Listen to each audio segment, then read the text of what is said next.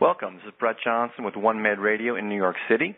Today I am with Thomas Taapken, who is the CFO of Epigenomics. Epigenomics is a Berlin-based firm that came public in 2004, developing personalized medicine in the diagnostics area, tools especially for lung and colon cancer, most notably. They're traded under the Frankfurt Stock Exchange under the symbol ECX. Thanks for joining us today, Thomas. It is my pleasure. Good afternoon, good morning. So tell us a little bit about the background of Epigenomics, and in particular your colon cancer test. Yeah, it'd be my pleasure. So Epigenomics is a company that was formed around the concept of epigenetic variations of DNA as a method of identifying cancer in different sample types. We started off our research more in the tissue area and moved slowly from there and developed blood-based tests for the detection of different cancers, one of the most advanced being now our blood-based test for the detection of colorectal cancer. Now, colorectal cancer obviously has been a problem, and one that's recognized as easily addressed if it's diagnosed early enough. And obviously the colonoscopy is the principal way that this diagnosis is occurring. I assume that the appeal of the blood-based test is because it's less invasive. Is that what we're seeing as the driver here? Absolutely, Brett. That's correct. The invasiveness of colonoscopy and the alternatives being stool-based tests have the big drawback that a lot of people choose not to be screened for colorectal cancer. And that is really one of the biggest drivers for the deadliness of the disease and for the number of fatalities that we see each year, and also for the huge amount of cost to the healthcare system that is incurred by colorectal cancer. So by screening more people, it will be possible to increase the compliance and therefore also to detect colorectal cancer earlier, and with that, of course, bring more people into treatment early enough when the disease is still curable. Can you talk about the comparative effectiveness of the test versus the existing diagnostic tools? Absolutely. I mean, obviously still, for the detection of colorectal cancer, colonoscopy remains the gold standard. It is certainly an invasive procedure, but it's the best procedure that you can have out there, and it is recommended for every person over the age of 50 in the U.S., for example. Nevertheless, next to colonoscopy, there is also other testing modalities like stool-based tests, and also with our test now, there is a blood-based test out there that are performance-wise still good enough to catch a fair amount of colorectal cancer cases. And with the performances that we have shown in the more than 14 clinical studies that we have performed so far, we are of the opinion that it will be possible to detect a significant amount of colorectal cancer cases early enough.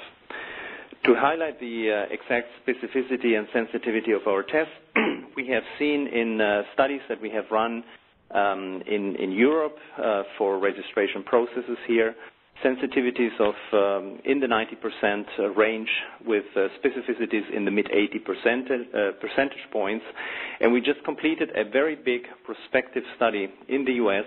where we saw a sensitivity for cancer of about 68% at a specificity of slightly above 80%. And how does that compare with existing tests in terms of specificity and sensitivity? Well, that's a very important point. It is so that there is fairly little data out there that has been collected on these kind of prospective studies as they are required, for example, for registration purposes under PMA with the FDA. So we are basically now at the forefront of generating some of these data, and one of the things that we are doing ahead of our submission for PMA in the US is to run a study in which we will compare our test head-to-head to the most sophisticated fecal-based tests out there, which is called the FIT test. And the goal here is to show that our test is non-inferior to the fecal testing that is available today. Interesting. So what's the status of this test and when it would reach the market? Well, in the European markets, we have initiated selling the product about a year and a half, 2 years ago, and we have just introduced the more advanced version of the test a couple of weeks ago here into the European markets.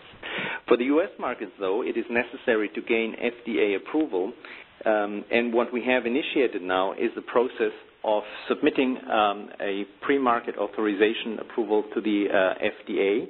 And the way of doing it has been for us to divide the application in different modules that are going to go subsequently into the agency for their review. We have by now submitted 2 of the 4 modules necessary to the FDA, one in December of last year, one just a few days ago. And we plan to deliver the modules 3 and 4 still in this year to the FDA for their review, expecting 2013 approval of the product in the U.S. Okay. In terms of the marketing and distribution of this test, how will that occur? Well, that is a very interesting question, because we realize that as a small company, we will not be able to address the entire market. So what we have decided to do is to grant licenses to big players in the diagnostic space, so that we are basically a number of companies out there offering tailor-made and customized solutions to the customers out there, which will be the testing laboratories in the U.S. So apart from our own version of the test, we expect that our partner Abbott will develop their own version, or is in the process of developing their own version of the test. And we have also given a license to Kiergen, or better said, an option to a license to Kiergen, who is now working on adapting the test on their own instrumentation platform in order to be able to develop it for the U.S. market as well. Mm-hmm. Has there been any sort of studies or any sort of basic view of the size of the market for this test and the sort of the economic impact the test could have in terms of revenues for your firm? Well, of course. I mean, the market that is associated with colorectal cancer screening certainly is an immensely big market. As I said earlier, there is a healthcare cost of $14 billion to the U.S. healthcare system that is incurred every year through colorectal cancer.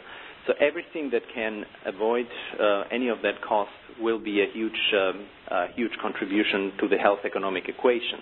And we have demonstrated in health economic studies that our test has a health economic benefit if it manages to do what we expect it to do, which is to increase the number of people that adhere to colorectal cancer screening early on.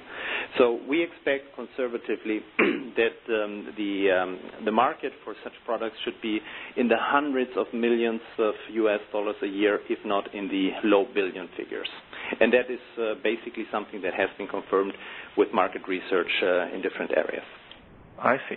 So once this test would be approved, assuming you can get good distribution, there could be a very large top-line revenue that would accrue to your company for the success of this test.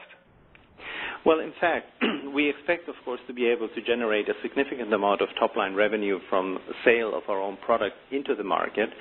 But nevertheless, as I mentioned, we also have our partners, so they will also contribute to generate sales in this market, which will then translate into royalty income for us as a firm.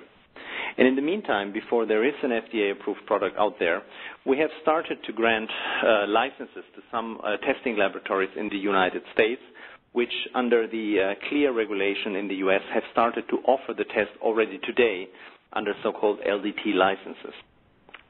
Interesting. Are there other competitors now who are developing some personalized sort of medicine or blood tests or other alternative tests in the colonoscopy field, the colon field?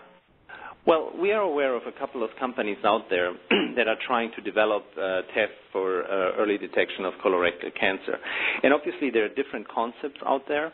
There are blood-based concepts, which we feel, as far as we can judge so far, have all their certain limitations. So we feel quite optimistic about being able to offer the best blood-based test that is out there. And there's other companies out there that are improving on the concept of doing fecal testing, and we expect, of course, there to see also an improvement in performance, as we have seen over the last 20 years in which fecal testing has been done. Terrific.